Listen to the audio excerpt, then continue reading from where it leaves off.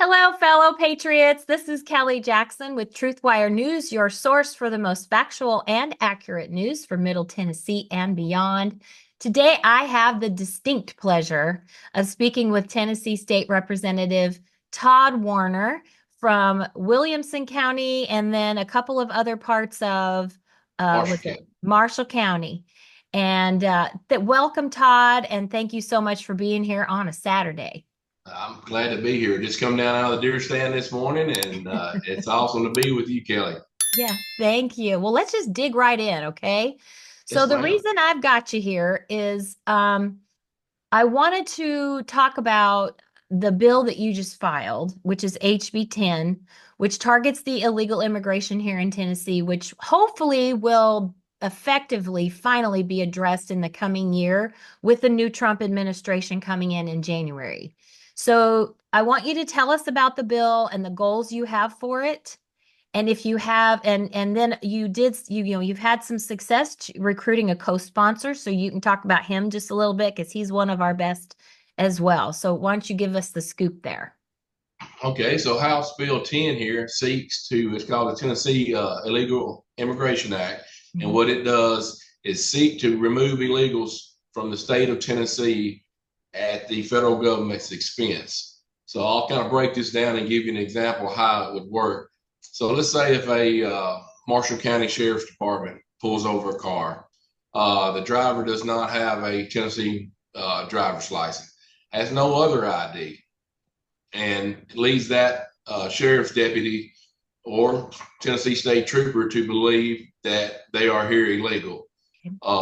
They are then apprehended, carried to the county jail at that time.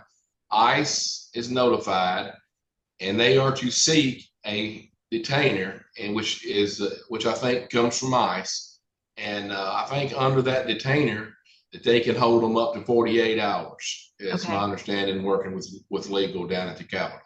So at that point, they would hold them for 48 hours, wait on ICE to pick them up. If ICE should not show up to pick them up, then they would be required to transport them out of state, and the bill says to a location of their choice. We may go back and I may change work on that a little bit, but the reason that was in there is because I thought if we give them a location of their choice, maybe they wouldn't come back if we got them there. So that was my thinking on that.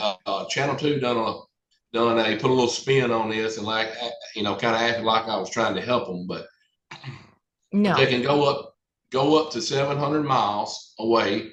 I think that gets them to Atlanta, Chicago, and to Washington D.C. And at that time, the county or state, whichever one transported them, would send a cost to the state of what it costs them to transport them out of state to house them for that 48 hours or however long they're housed.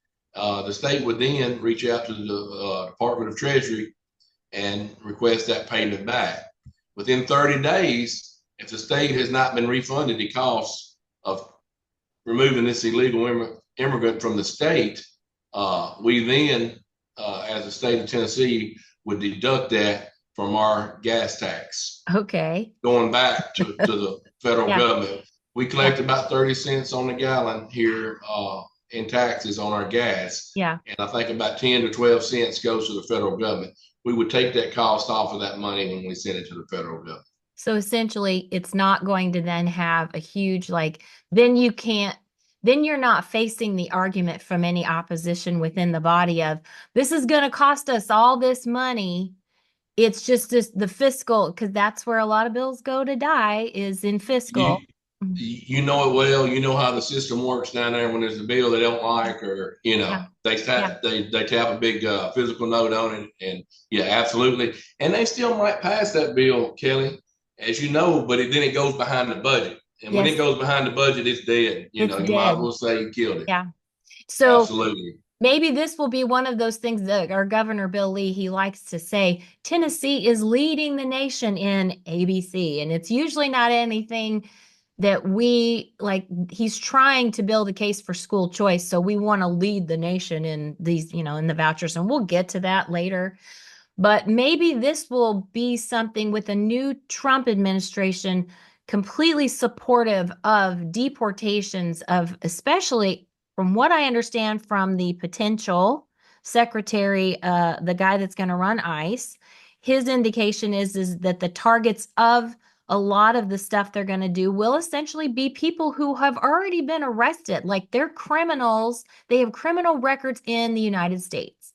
And So they, I'm that sorry. this seems to kind of go along with that of we're not just going out and plucking some person out of nowhere that hasn't done anything. We're targeting the people who are committing the crimes. Would that be fair? Absolutely.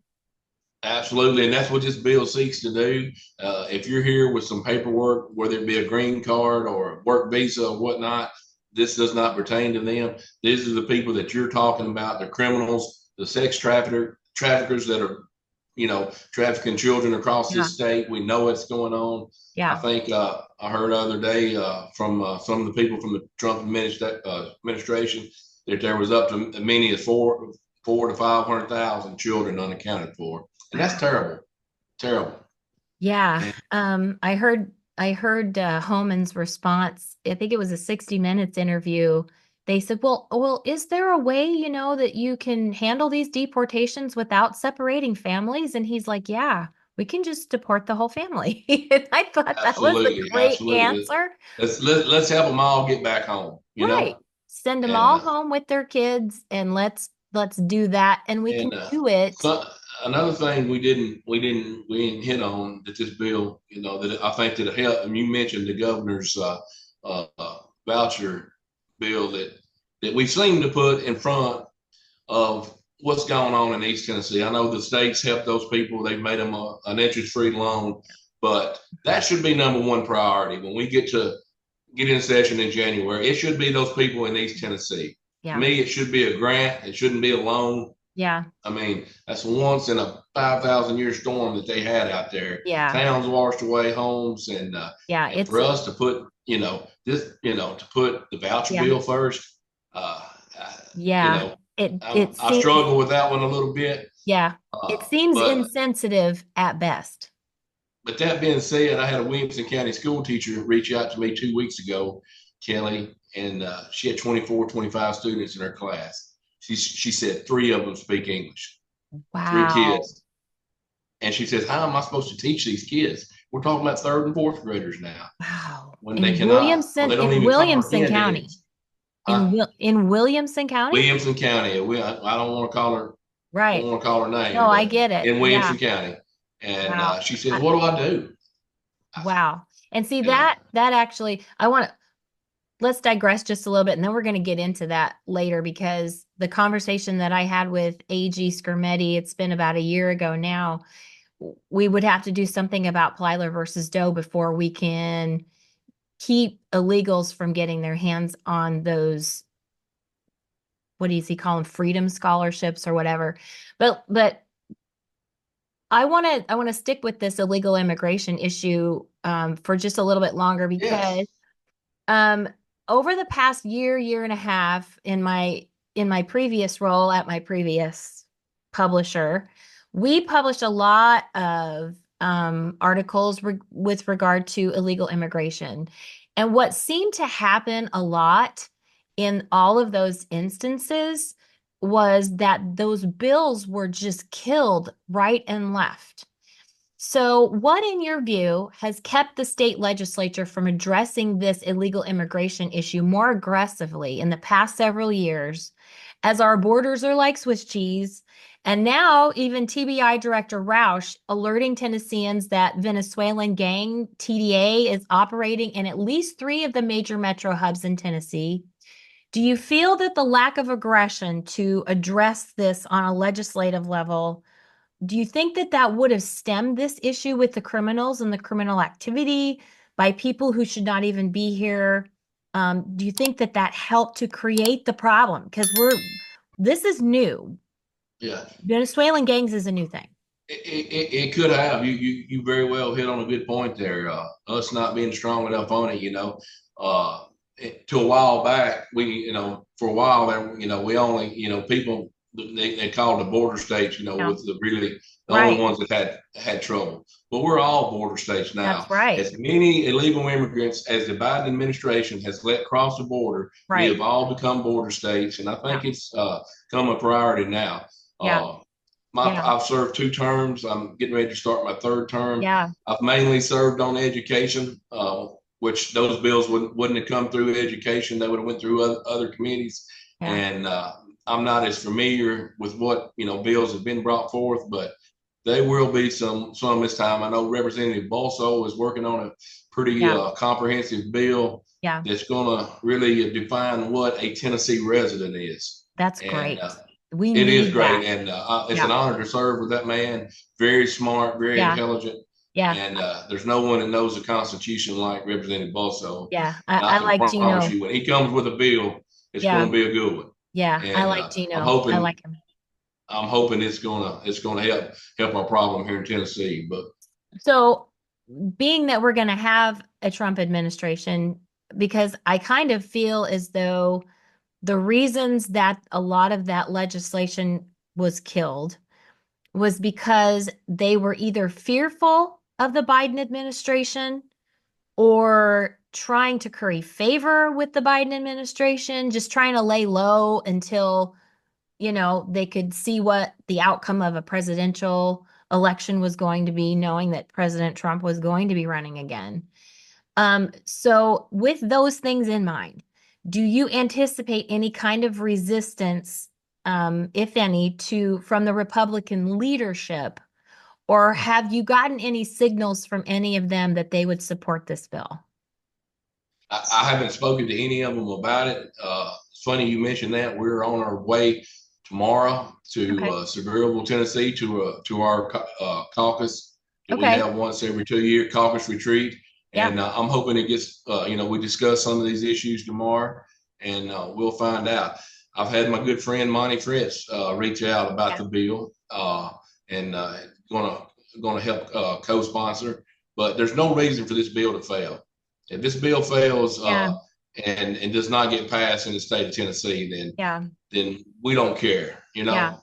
Yeah. Uh, So, with regard to removal from the state, so people would probably ask, why can't we include in the bill, well, that they're just simply deported? And my thought there was probably twofold. We can't tell the federal government what to do with them.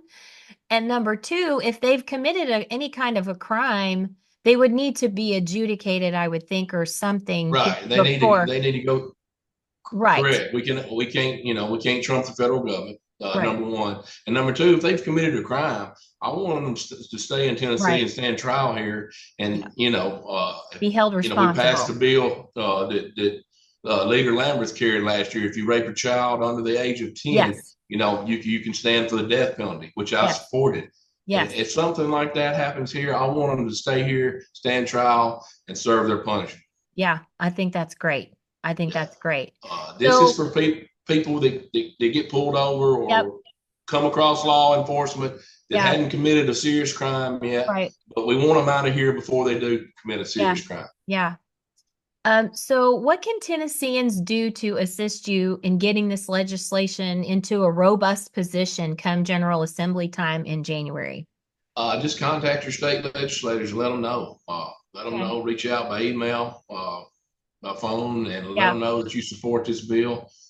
It's gotten a little bit of traction, gotten a little bit of attention, Yeah. and hopefully this weekend when we all get together, our caucus, and I can drum up support for it. Yeah. And I think when it's all said and done, we'll have a bunch of co-signers and a bunch of folks behind it. Yeah. Yeah. And I'll So make hopefully, sure to put the Find Your Legislator tool when I post when I post this to YouTube yes, and when I post it in my publication, I'll make sure to put that link in that there, Find Your helps. Legislator. That way people can put their addresses in there and they can find who their rep is. And let me just tell you, I will tell you, as based on my experience, phone calls, emails are great, but showing your face up there, it's not hard. Believe me, driving into town and parking up there, it might seem like an effort, but it's worth it It's because worth it. when you It show is. your face, it makes an impact. You walk into Right. your representative's office and you shake their hand, or your state senator, you tell them who you are, you tell them why you voted for them and what your expectations are. And you can do that very friendly. You can do that very Absolutely. assertively, but you need to let them know. And believe me, they're not used to people showing up. So when Right. you do, they pay attention. So that's what I would encourage everybody You to do. you made a very good point there, and it's an honor for me to see my constituents show up there and to Yes. care, to see them sit in committee room, and Yep. when we're debating a bill, shaking their head yes or shaking it no, it's you kind of Yeah. you're being watched. So Yes. Yes, sir. and it's very interesting to see how the process and what goes on. Yeah. Yeah. Other than lobbyists sitting in that, filling that room up, Oh it's my good. gosh. I know. It's I good to know. see I the know. It is constituents. just regular people letting you know that they're there and they care. And that makes a huge, huge, huge difference. I've seen it make a huge difference. So Right. so I want to move on to sort of back to sort of what we were talking about a few minutes ago. And, this fall, thank God, thank the baby Jesus that you were reelected to another term, because you are well known throughout the grassroots for being one of the most solid rock rib conservatives who actually represents his constituents. And you make that effort, and we love you for that. Well, Um, there thank was you. you're so welcome. There was an active campaign by dark money organizations like Americans for Prosperity that attempted to take you down like they did to others like Senator Frank Nicely and Representative John Reagan, both also really stalwart, solid conservatives that we relied on to get things done. And it was all over one issue: It, school vouchers. it's So tell us about that experience and how you think conservative grassroots support maybe assisted in defending your seat, or any of the other circumstances you feel helped you have the ability to stay for another term. it's just yeah, it's really sad. You mentioned AFP there. Mhm.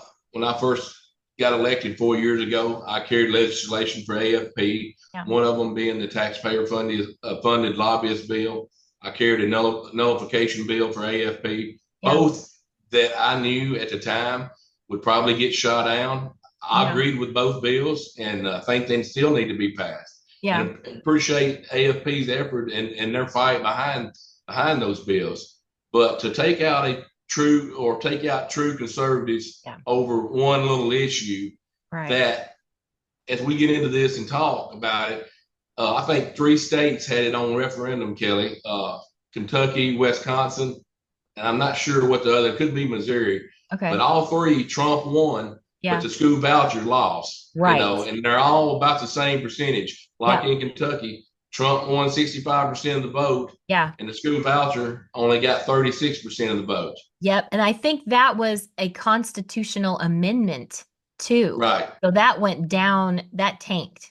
It went down in Absolutely. a blaze of glory. I mean, it Yeah. went down. It's Yes. gone. Yes. So the school choice thing is not really, I'm not sure that it's a conservative issue. But getting back to AFP, yes, it was very sad to see them try to get me primaried. I know there was a few members that were working to try to get me primaried. Contacted one of my former opponents and offered him a big chunk of money to run. They Yeah. would fund his campaign, and pretty sad because we don't agree on one issue that you're going to Right. come at. I've been ranked the most conservative member in the House. Yep. Senator Hensley, who's carrying the immigration bill over in the Senate, been ranked the most conservative member over Yeah. there. And to come after us, and my good friend Frank Nicely that you mentioned, Yeah. God, what a warrior! I I mean, know. just a great guy Mm-hmm. that Absolutely. stands on principle and Yep. just God fearing man, and they worked against him and took him out Yeah. because he would Yeah. not support the big money lobbyists on this school voucher deal that the Yep. governor wants to get passed. Yep. If you want state-run Christian schools, then you need to be a supporter of vouchers because the state wants to run those Christian schools. Oh, absolutely. The vouchers are just an opportunity for the state, the government to get their tentacles into private and homeschool education if there aren't things done in legislatively that would enable people to have that opportunity for a private school. I don't even know how that would happen with a state issued check being handed out because, as we know, you don't get handed money by the government without them deciding at some point that they need to have a say in how it's spent. It just Yeah. maybe now they don't plan on it. And I've had this Well, conversation even with some of our best representatives who support school choice. And I'm like, you can't promise me that 10 years from now, 5 years from now, that they won't promulgate some new rules. They don't even have to pass new legislation. They just have to promulgate some rules that will give them control over something they have no control over right now. absolutely. And you hit on something there, promulgating the rules. A lot of people don't understand what that is. But Mm-hmm. that's what, when after we pass a bill, Yeah. whatever department's going to oversee that bill or whatnot, that's in charge, or whether it's education or Right. has to do with law enforcement, Department of Safety, that department comes back before government ops with Yeah. a rule package that determines how that law is interpreted. Yeah. And there's a lot of times that things are not, that come back in the rule package that don't really, wasn't the Yeah. bill's intent. So, Right. and Well, and clearly they don't envision a period of time in the future where possibly Democrats take our state back because Tennessee has a big old target on it by Democrat interests with a lot of money that have an intent to flip our state blue. And there are parts of our state in the more metropolitan areas that are slightly purple as it is right now. So we're vulnerable whether or not the supermajority wants to see it that way. Maybe they don't care because they figure by then they won't be there. I don't understand the apathy. well, yeah, you made a good point, and I'll add a little bit to it, Kelly. We just went through the election here in November, first Yeah. of November, and the Republicans didn't pick up a seat, and the Mm-mm. Democrats didn't lose a seat. Yeah. So we kind of held our own, but I Barely. don't know how much the caucus has spent, but we Yeah. did spend a lot of money trying to flip a couple seats, Yeah. and we wasn't able to flip those seats. So Wow. that Yeah. lets that there is some purple areas, and Yeah. you're getting a little darker shade of blue around. Yeah. So you Yeah. know, Well, and we talked a little bit about the treatment that y'all get as grassroots, affiliated representatives. And so for those who haven't been to Cordell Hull and don't know how things go up there, I sort of wanted to paint a little picture based on what I have seen with my own eyes. And it seems to me that the more populist conservative representatives and senators are, as we talked about, somewhat siloed or othered by the Republican establishment supermajority. Do you think possibly that with the new incoming Trump administration, the grassroots aligned representatives might enjoy maybe some better treatment and their legislation might be considered rather than killing it outright because they are trying to they're not able to give the excuse of ducking a Biden administration consequence if they don't fall in line? Or do you just think it'll be business as usual? And you mentioned you're going to have a retreat. So do you anticipate making some progress well, this session that I'm way? hoping I'm hoping we see some progress from the grassroots, conservatives. At the end of the day, it kind of still all comes down to leadership. It's Yeah, what they want passed yeah, and what they don't. As you know, the speaker picks the committees. yeah, He picks the chairmen of the committees, yeah, and sometimes it's hard to, when you're a chairman or whatnot, it's hard to go against, yeah, what you've been, been told to do, or right, go against what leadership might want. And right. in a way, I kind of understand that, but in a way, we're here to represent.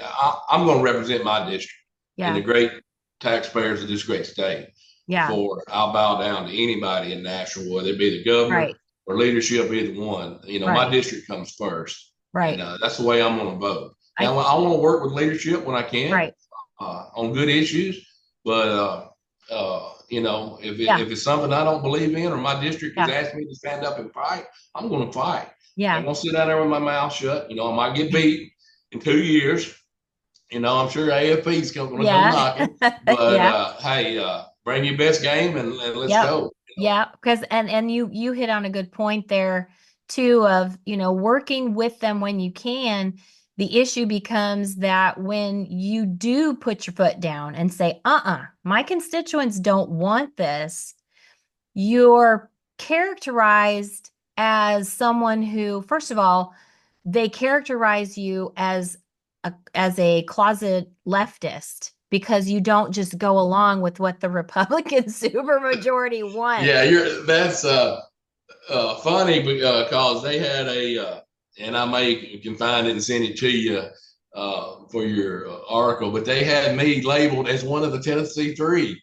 Had Yeah. the Tennessee Three's picture, then had my picture up there with them on a text going around when the voucher bill was being voted on last year up there. Yeah. And I'm as far from that. I voted Oh, to oust all their asses. oh And yeah. I and think the two Justins and Gloria would be mortified to think that they're trying to lump you in with their group. That's what Right, right. I'm I 180 degrees opposite from what they are. Oh But yeah, uh, absolutely. yeah, but just because I wouldn't support the school voucher and because I stood up, we had a commissioner of education who was not Mhm. qualified to do the job. No. And I asked Ah. questions in committee and she could not answer those questions. Hmm. I had a target on my back. I was supposed to sit there with my mouth shut, not Yeah. say nothing, and I didn't do it. So Well, that's why we love you. That is why we love you, I because you will keep don't up sit the there fight. with your I mouth promise shut. And I think you. And so long as you keep doing what you're doing, you're going to continue a lot of support from those of us who really appreciate it's a breath of fresh air for, since MAGA came on the scene. Before that, we were just treated to this Rockefeller Bush style republicanism where they said a lot of great stuff before they got into office so that we'd give them our vote, but they never actually followed through with it because it didn't benefit them because they lose donor money or lobbyist money. Donald Trump changed everything. He really did. he He did, and I think he's going down as the greatest president that we've ever seen before it's over Yeah, with.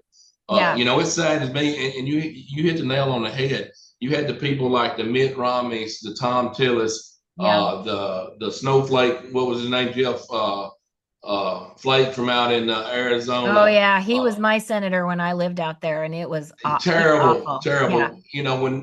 When the Republicans had the House, the Senate, and the yeah, presidency, when President Trump was elected, yeah, the first 2 years they worked against him. John yeah, McCain worked yeah. against him. Great, Paul great Ryan warrior hates for this him. country, great veteran. But he didn't. When we needed him the most, Yeah, he turned his back on turned us. his back. You I know, know. Whenever I was living out there in Arizona at that time, and whenever he would come, people were pissed. And whenever he would come home to Arizona and he'd actually host a town hall, which was rare, but when he would do it, people would start asking him the hard questions and he would hide behind his veteran status, which, of course, we value our veterans, but you can't dodge a hard question just because you served in a war and because you were captured and you were tortured and all of those terrible things. Yeah, we get it. But this is now, and you're supposed to do this job for us in this way, and you need to answer for why you're not. And he never would do yeah. it. Cheney's daughter, Liz Cheney's another one, a Yeah. disgrace to the Republican Party. Yes. Agreed. So Yes, now I'm grateful for Donald Trump, if for no other reason than he just completely shifted the landscape, the political landscape. And we're seeing a lot of that trickle down to our state level as well. People are starting to see the difference between people who've been in office for, say, 16 straight years and don't have a platform or anything to run on. And so they barely hang on to their seat because a bunch of Democrats crossed over and voted for them in the primary, Jack Johnson. So I think that was a bit of a wake-up call for a lot of the establishment Republicans running in Tennessee, which is why they've brought in these reinforcements from outside and all of this money to try and hang on or to take over seats where they can keep control and power. But what I see a regime clinging to it with everything they have, and they're just simply not able to completely hang on to it. And I think gives me hope Yeah, for our you hit future. on something there. I'll bring to your attention because I was wanting to carry a bill on it, and Representative Chris Todd out of Yeah, West Tennessee, I think, is working on a bill. So we don't like to duplicate our bills. right. So you talked about the crossover. So he has a bill I think he's working on that's going to close the primaries. And we See talk that? about rhinos, we talk Yeah, about the establishment, we talk right, about your career politicians. We're fixing to see how how true you are to your word if right, you'll vote to close these primaries. right. In fact, That'll in stop that'll stop what you're talking about, yeah, this crossover vote. yeah, because in my county, Williamson County, we have establishment Republicans that worked, I believe, with uh, county Democrats to run an independent candidate that actually beat the Republican in a school board race here. So there were Republican, we had a Republican elected school board member endorse a Democrat who was running as an independent. And I'm certain that our establishment Republican machine here in Williamson County was working with the Democrats here in Williamson County to try and get that independent Democrat in the seat versus the actual conservative Republican. And even though our school board races are partisan, it's the crossing over in the primaries. It's like there's no point in making it partisan if we can't keep Democrats from voting in our primaries when it suits the establishment for them to do so. I agree with you Yeah. 100%. And Yeah. I'm hoping we get these primaries closed. Yeah. That'd be fantastic. Yeah, I'm signing on to the bill the minute it's filed, and we're like I said, we're fixing to see who's Yeah. Who's going to push back against it because right. they'll be showing themselves. So, is there anything else that you would like our viewers to know and any action steps they can take since we know just because we have another term with President Trump, that does not mean we're done. In fact, what that means is the hard work starts now. So, what can you tell people to do? What action steps can they take to help you and others that are trying to do the right thing be as effective as you possibly can? Just get involved. Reach out to your representatives. Let them know where you stand on these issues. If you've got their cell numbers, if it's just a quick text, a quick email that, hey, I support House Bill 10. I appreciate you vote for it. I'm watching to see if you vote for it. Yeah. Something like that. It don't have to be long. It don't have to be a meeting set up down there. Of course, Yeah. a meeting goes a Would be long nice. ways. Yeah. And I know sometimes it's hard to get a meeting with some reps, but I usually try to see everybody. And Yeah. Yeah. But it but doesn't, stuff like that. yeah. Reaching out on social media. Yeah. And Doesn't hurt to try. if Yeah. these people are not going to vote right, shoot, expose them, Yeah. call them And out. then work to primary them because Yeah, you and then show up to vote in the primaries. show up to That's vote. a whole other show. The really Yeah. just horrendous turnout we But I have. was proud of Tennesseans. They did show up for President Trump. I don't know what Yes. Yeah. the final numbers were, but I know in Yeah. Marshall County and Williamson County, the early voting totals Oh and election yeah. day totals were Huge. way up, and I Huge. greatly appreciate that. It really, really shows that people are really concerned about which direction this country was headed. Yes, absolutely. So, where can people find you? Socials, email, what are those Yeah, handles? Todd at And Todd 14n.com, or you can find my state rep Facebook page, Todd Warner for state rep. I think it is on my yep. Facebook page. Okay. Find me there.